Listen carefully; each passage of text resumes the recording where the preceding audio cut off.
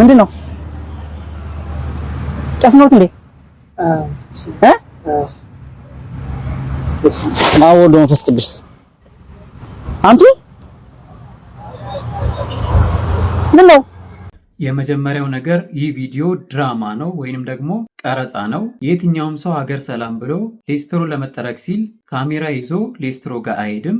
ቀረጻ ቢሆንም ግን እንደዚህ አይነት ነገር የለም ማለት አይደለም። ብዙ አገልጋዮች ገንዘብ ለማግኘት ብለው እንደዚህ አይነት ስራዎች ላይ በብዛት እየተሳተፉ ይገኛሉ። እዚህ ጋር መረዳት ያለብን ብዙ ሰዎች ያልገባቸው ነገር ቢኖር እንዴት ካህን ጫማ ይጠርጋል ሲሉ እያየው እገኛለሁ። ለምን አይጠርግም? ጌታችን ኢየሱስ ክርስቶስ እኮ ዝቅ ብሎ የሐዋርያቱን እግር አጥቧል። ስለዚህ አገልጋዮች እንኳን ዝቅ ብሎ ጫማ መጥረግ ይቅርና ከዚህም የባሰ ስራ ቢሰሩ ሊገርመን አይገባም። የሚሰሩት ነገር ኃጢአት አይሁን እንጂ የትኛውንም ስራ መስራት አለባቸው። ሲጀምር ሌስትሮን የናቀው ማን ነው?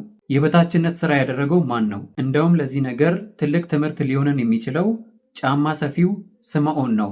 ይህ አባት ጫማ እየሰፋ ነበር የሚተዳደረው። በተጨማሪም ደግሞ ከሩቅ ቦታ ውሃ እየቀዳ ለሕዝቡ ያከፋፍል ነበረ። ስለዚህ አገልጋይ ማለት የከፍታ ቦታዎች ላይ የሚገኝ ቢሮ ውስጥ የሚሰራ ሱፉን ለብሶ ቪኤት እየነዳ ሆቴል፣ ባንኮች እና የተለያዩ ትላልቅ ቦታዎች ላይ የሚገኝ ሰው ማለት አይደለም።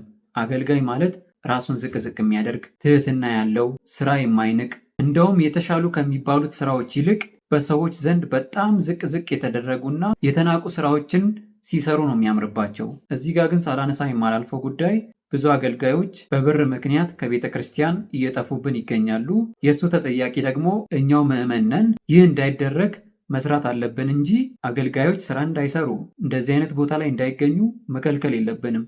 መስራት አለባቸው፣ ማገልገልም አለባቸው። ሲሰሩ ደግሞ የትኛውንም ስራ ሳይንቁ መስራት አለባቸው። ምክንያቱም አገልጋይ ትሁትና ለሰዎች ምሳሌ የሚሆን እንጂ ራሱን ከፍ ከፍ የሚያደርግ አይደለምና።